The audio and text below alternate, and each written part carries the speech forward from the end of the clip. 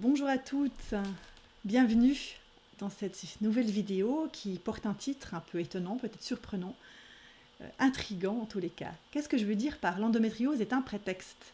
L'endométriose, maladie que j'ai très bien connue et qui ne m'occupe plus aujourd'hui, en tout cas pas dans mon propre corps, puisque je n'ai plus de symptômes, mais qui m'occupe au quotidien puisque j'accompagne entre autres des femmes qui souffrent d'endométriose à traverser ces épreuves, cette épreuve que la vie leur met sur le chemin. Donc qu'est-ce que je veux dire par l'endométriose est un prétexte? Eh bien, comme toute maladie, l'endométriose te dit quelque chose, elle est là pour t'amener quelque part en fait, pour te faire découvrir des parts de toi jusque-là inconnues. C'est ça sa fonction. La maladie a une fonction. Je sais que ça peut sembler difficile à croire quand on est en pleine souffrance. Et j'en sais quelque chose, puisque j'ai souffert d'une endo de stade 4 qui me faisait vraiment, mais qui m'amenait des douleurs insoutenables dans ma chair tout le temps, tout le temps, tout le temps. Donc je sais que ça peut être compliqué à entendre. Néanmoins, c'est comme ça. C'est peut-être aussi difficile à entendre si tu ne partages pas la vision de la vie que moi j'ai, qui consiste à dire que nous sommes des âmes dans des corps de chair, donc des êtres spirituels qui sont ici sur Terre pour faire des expériences, pour apprendre, pour évoluer. Et les épreuves, les défis, sont là pour nous faire grandir. Et la maladie, elle en fait partie. Elle fait partie de ces défis, qu'on peut rencontrer comme plein d'autres d'ailleurs. Alors notre mental, notre tête, aimerait évidemment la facilité. On aimerait que tout soit facile, que tout soit toujours léger dans notre vie. Mais si nous ne vivions que des moments de bonheur, de légèreté, comme ça, nous n'évoluerions pas, ou moins, beaucoup moins. Et puis, il y a encore une chose, c'est que pour connaître la légèreté, il faut avoir connu la lourdeur. Pour connaître la pleine santé, il faut avoir connu la maladie. En fait, vraiment connaître au sens profond du terme, pas juste la vivre. Pour connaître la joie profonde, il faut avoir rencontré les abîmes du désespoir. Pour accéder à sa puissance, il faut avoir connu l'impuissance. Alors, tu me diras, mais moi, j'ai pas eu besoin, j'y ai accès. Alors, peut-être que dans cette vie, tu n'as pas besoin de réexpérimenter l'impuissance, parce que tu as déjà vécu ça dans d'autres vies, par exemple. Mais on a besoin d'avoir ce savoir en nous, intégré. Les deux extrêmes se rejoignent. Et pour accompagner des gens vers la guérison, comme je le fais, ce qui est le destin des guérisseurs, des guides, des chamans, il faut avoir acquis l'expérience de quelqu'un qui a traversé la maladie, des blessures en tout genre d'ailleurs, physiques, émotionnelles, psychiques, etc. Donc, c'est vrai que ça peut paraître parfois compliqué d'entendre que la vie veut notre bien. Mais c'est tout aussi important d'entendre que la vie ne veut pas notre bonheur dans le sens d'un bonheur facile ou superficiel. La vie, elle veut notre évolution. Nous sommes ici pour évoluer, pour grandir. Donc, la maladie peut faire partie de ces épreuves qui nous font grandir. Et oui. Et lorsque la maladie se déclenche, comme je l'ai expliqué dans une précédente vidéo, elle couve en général depuis longtemps. Alors il y a des circonstances particulières, parfois visibles, qui déclenchent des messages du corps qu'on n'a pas pu ou pas su entendre autrement. Dans mon cas, elle s'est déclenchée suite à une rupture, une grosse rupture, un gros chagrin d'amour. Mais parfois c'est moins immédiat, moins direct, moins clair, ce qui a permis de déclencher la maladie. Parfois ce sont des années après. Certains cancers, j'accompagne aussi des personnes qui souffrent de cancer, ils se déclarent 10 ans, 20 ans après de gros traumas. C'est tout ce qui a été engrangé qui peu à peu va créer ce que j'appelle moi le terrain de la maladie. Donc la maladie, c'est un prétexte parce que c'est une invitation en fait à aller écouter, à aller se pencher sur les blessures de notre enfance, de nos lignées, donc de notre histoire familiale, des blessures, des vies parallèles, peut-être karmiques, etc. Notre objectif à la maladie, c'est la guérison, mais la guérison de l'âme avant tout. La guérison du corps éventuellement. Mais parfois pas, parfois il reste des cicatrices. Il y a un livre que j'aime beaucoup qui s'appelle La divine blessure de Jacqueline Carlon. La divine blessure. Parce que pour différentes raisons, parfois cette blessure, au-delà du fait qu'elle nous a appris quelque chose, elle reste. C'est comme une cicatrice, une empreinte. Alors je ne vais pas entrer dans les détails. Pourquoi parfois des symptômes restent. Je l'ai abordé dans des vidéos précédentes. Vous pouvez aller voir ma chaîne YouTube pour cela. En tout cas, pour moi, la maladie a été, quand elle a fait éruption dans ma vie, une vraie malédiction. était très violente. Elle est arrivée avec une très très grande violence dans ma vie.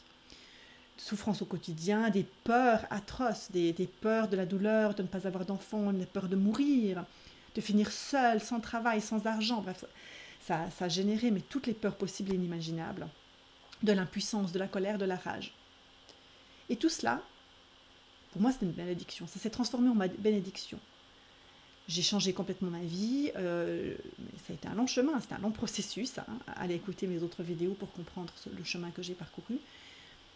Et puis, cerise sur le gâteau, au travers de toute cette transformation intérieure, de ce prétexte que m'a donné la maladie pour aller me rencontrer des blessures que je ne serais pas allée voir sans la maladie, elle m'a offert le cadeau énorme de ne plus avoir de symptômes. D'être totalement asymptomatique, et dans tous les examens médicaux que je peux faire, actuellement, il n'y a plus aucune trace de la maladie. Alors, moi, c'est le chemin que je te suggère de prendre, que j'invite les personnes qui suivent mon chemin, qui souhaitent mes accompagnements, qui me suivent, à prendre. Parfois, ce chemin, il est long, parfois, il est décourageant. Parce qu'apprendre à écouter vraiment les messages du corps et à suivre ce qu'il a à nous dire, ce corps, c'est inconscient, cette mémoire cellulaire, c'est pas toujours si facile. Donc, pour faire cela, depuis des années, j'accompagne individuellement les personnes et c'est magnifique.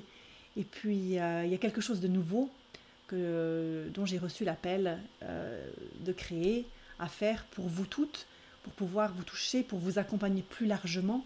C'est un programme en ligne qui prochainement, justement, vous permettra à plus nombreuses de vous soutenir dans cette démarche, de comprendre, approfondir le lien à votre corps, à votre inconscient.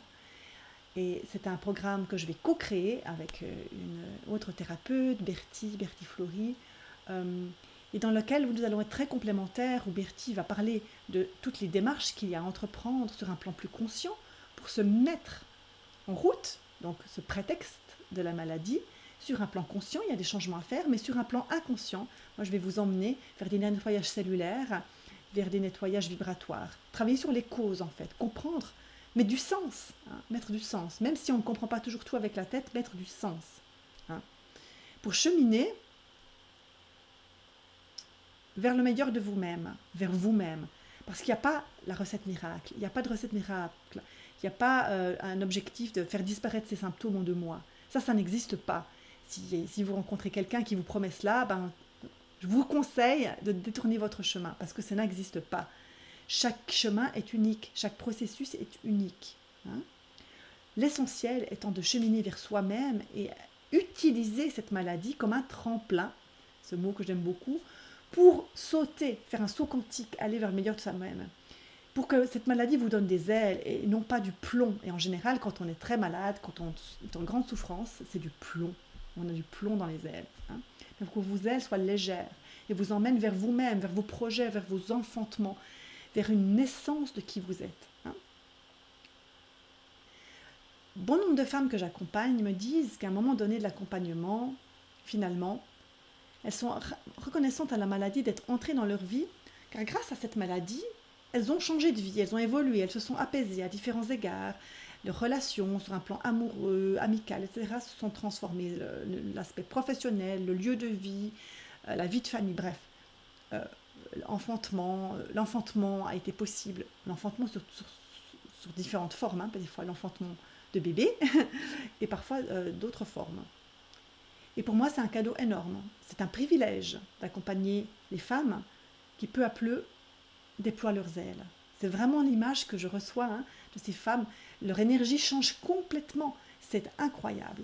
C'est incroyable de voir dans quelle mesure cette maladie qui était là au départ, qui était le prétexte à notre rencontre, finalement, les amène à se déployer, mais elles n'auraient jamais imaginé auparavant que ça leur a amené tout ça, que ça l'a amené autant.